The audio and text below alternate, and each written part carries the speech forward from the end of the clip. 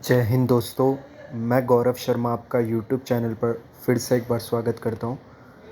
आज आपके लिए एक और बेहतरीन स्टॉक लेके आया हूं जिसमें टेक्निकल पॉइंट ऑफ व्यू से वो एक अप ट्रेंड में स्टॉक चल रहा है, और दूसरा अगर मैं फंडामेंटली भी इसकी बात करूंगा तो ये बहुत ही बेहतरीन पोजीशन पे अभी खड़ा है। उस स्टॉक का नाम है भेल, जो है भारत इलेक्ट्रॉनिक्स लिमिटेड। ये एक डिफेंस सेक्टर का स्टॉक, और इसके ऊपर मैं बहुत से वीडियोस पहले भी बना चुका हूँ, क्योंकि मैंने आपसे पहले भी डिस्कस किया था कि जो डिफेंस है, कोई भी कंट्री को अगर मजबूत होना है तो उसका डिफेंस भी उतना ही ज़्यादा मजबूत होना चाहिए।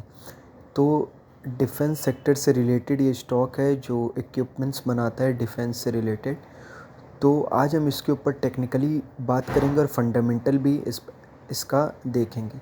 तो अगर मैं इस स्टॉक की बात करूँ फ़िलहाल टेक्निकली, अगर आप देख सकते हैं यहाँ से ये स्टॉक एकदम अप ट्रेंड पे, मैंने डेली चार्ट खोल रखा है तो आप देखोगे यहाँ से पूरा अप ट्रेंड पे है।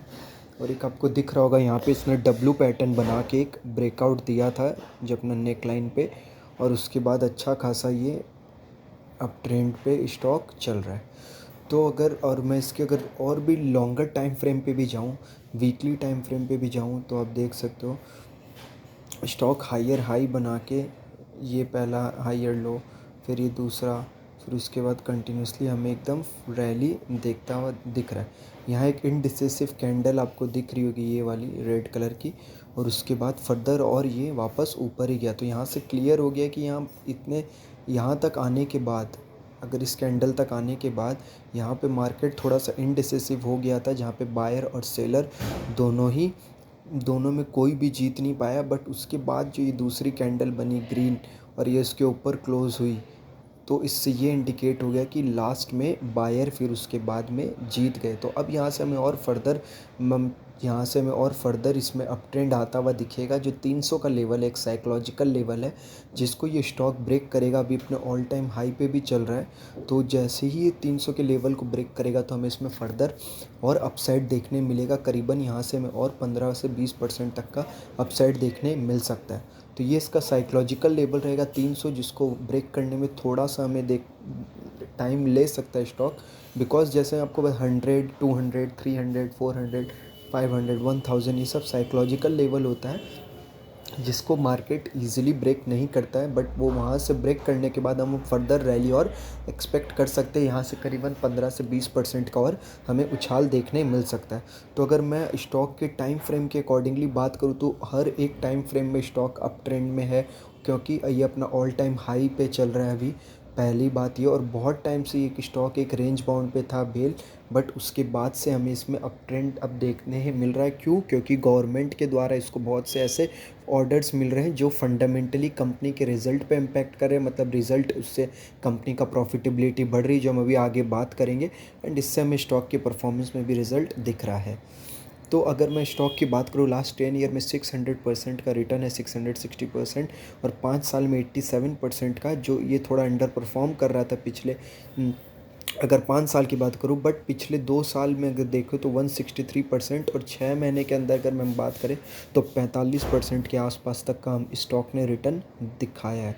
तो ये मतलब अभी करेंटली कुछ टाइम से ये स्टॉक अंडर वैल्यूड होने के बाद और अंडर परफॉर्म करने के बाद ये अब स्टॉक अच्छे तरीके से चल रहा है, और एक डिफेंस सेक्टर से रिलेटेड है, जिसमें आप देख सकते हो वेडनेसडे 27 जुलाई 2022 में डिफेंस पैनल अप्रूव किया था 28,700 करोड़ का arm purchase proposals. And Bharat electronics signed contract 25 जुलाई को कॉन्ट्रैक्ट साइंस किया था with defence government of India के साथ 250 करोड़ का। एंड भेल हैज़ साइंड आवर 24 जुलाई में भी आप देख सकते हो ये सेम कॉन्ट्रैक्ट के बारे में बात हुई है। फिर भारत इलेक्ट्रॉनिक्स 17 जुलाई को भी इसका अगर पैड देखें क्वार्टरली रिजल्ट, तो उसमें 366 करोड़ का profit, net profit after tax versus 24 crore के कंपैरिजन में 366 करोड़ का। रेवेन्यू की बात करें तो 3,141 करोड़ का रेवेन्यू वर्सेस 1649 करोड़ के रेवेन्यू के कंपैरिजन में।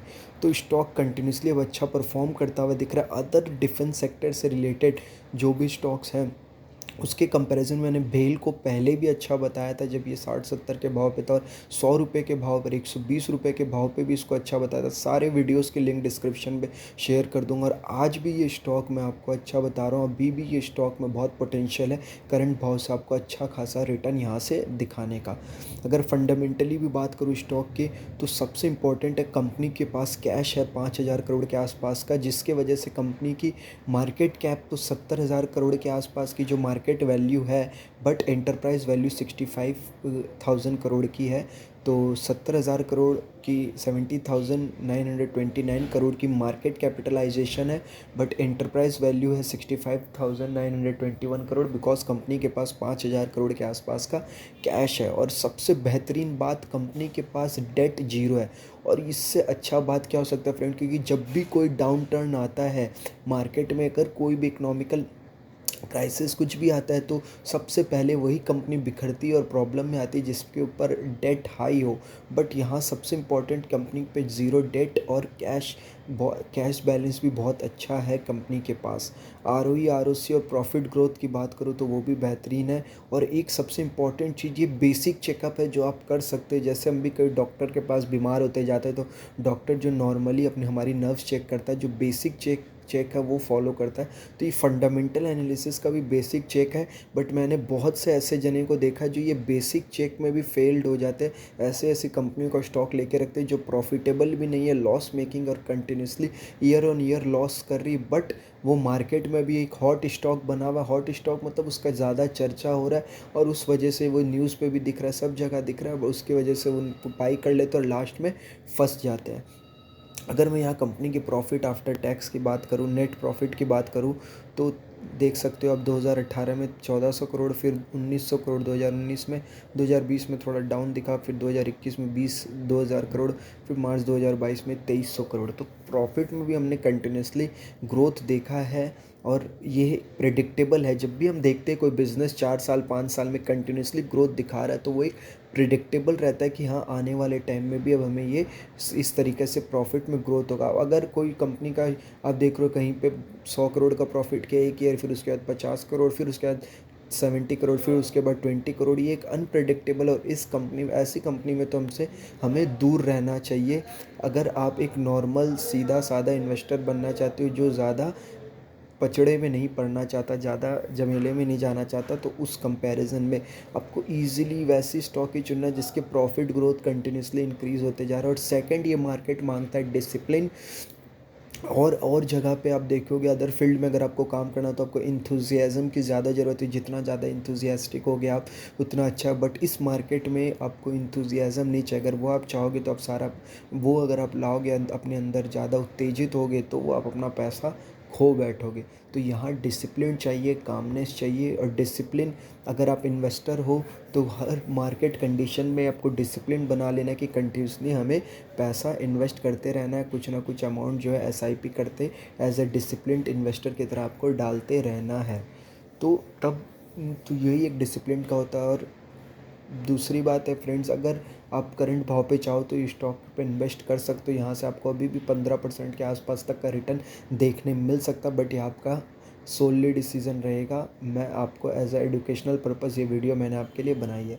आप चाहते हो इस तरह की वीडियोस कंटिन्यूसली आपके लिए लाता रहूँ, तो मेरे चैनल को सब्सक्राइब करें और बेल आइकन को ज़रूर प्रेस करें, जिससे आपको नोटिफिकेशन मिले और मुझे मोटिवेशन मिले आपके लिए इस तरह के वीडियोस कंटिन्यूसली लाने का। Thank you for watching this video friends. जय हिंद।